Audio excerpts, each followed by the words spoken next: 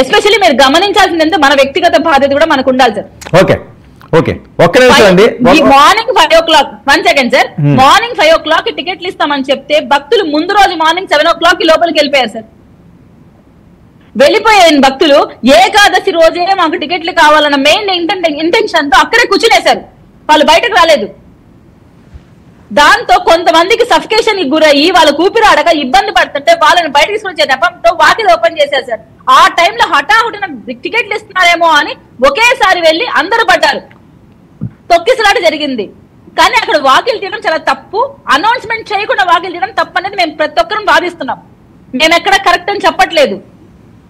దయచేసి అర్థం చేసుకోండి సార్. ప్రభుత్వం పనితీరు ప్రజలకు అనుకూలంగా ఉంది. మీరు ప్రతిపక్ష నేత ఏదో మాట్లాడాలని మాట్లాడకూడదు సార్.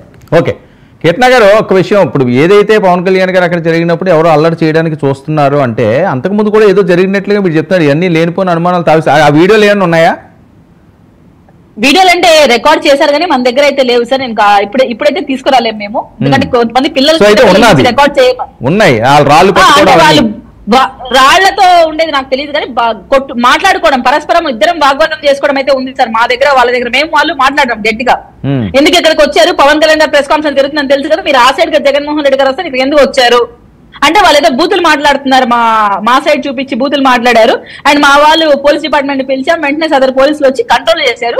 అండ్ వాళ్ళని ఆ సైడ్ పంపించేశారు. ఏదైతే జగన్మోహన్ రెడ్డి గారు వస్తున్నారు ఆ సైడ్. నేనేం మాట్లాడుతున్నానంటే 8 కౌంటర్స్ దగ్గర జరగని రచ్చ, 8 కౌంటర్స్ దగ్గర ఇబ్బంది పడిన భక్తులు కేవలం బైరాగ పట్టడి ఏరియాలో మాత్రమే ఇబ్బంది పడ్డారు అంటే ఎందుకు? చిన్న సబ్మిషన్ అలిపిరి శ్రీనివాసం దగ్గర కూడా ఇట్లాంటి తోపులాట జరిగింది. అంటే ప్రాణనష్టం జరగలేదు కానీ తోపులాట జరిగింది, మిస్లీడ్ జరిగింది, అక్కడ కూడా గడుదల ఏర్పాట్లు జరగలేదు అనేటువంటి సమాచారం ఉంది. మీ టీవీలోనే చూసాను నేను చెప్పేది కాదు. నేను చెప్తున్నాను సార్. సఫోకేషన్ ఒక గుర్తుపెట్టుకోండి. అక్కడ తొక్కిసలాట కాదు, ఊపిరాడక ఇబ్బంది పడుతూ ఎంతసేపు గంట సేపు కూర్చోవడం వల్ల తిమ్మిట్లు ఎక్కిపోయి కాళ్ళు అట్లా ఇబ్బంది పడే భక్తులు బయటకు వచ్చే వాళ్ళేమో తప్ప ఇబ్బంది పడిన వాళ్ళైతే లేరు సార్.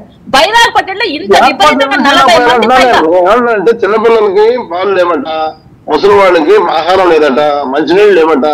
నేను మీ టీవీల ద్వారా చెప్తున్నా, చూసింది కాదు ఇది.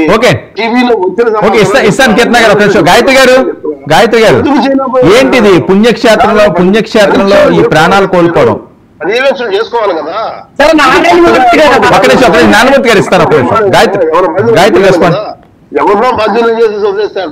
ఓకే అండి. ఒక్క నిమిషం గాయత్రి గారు.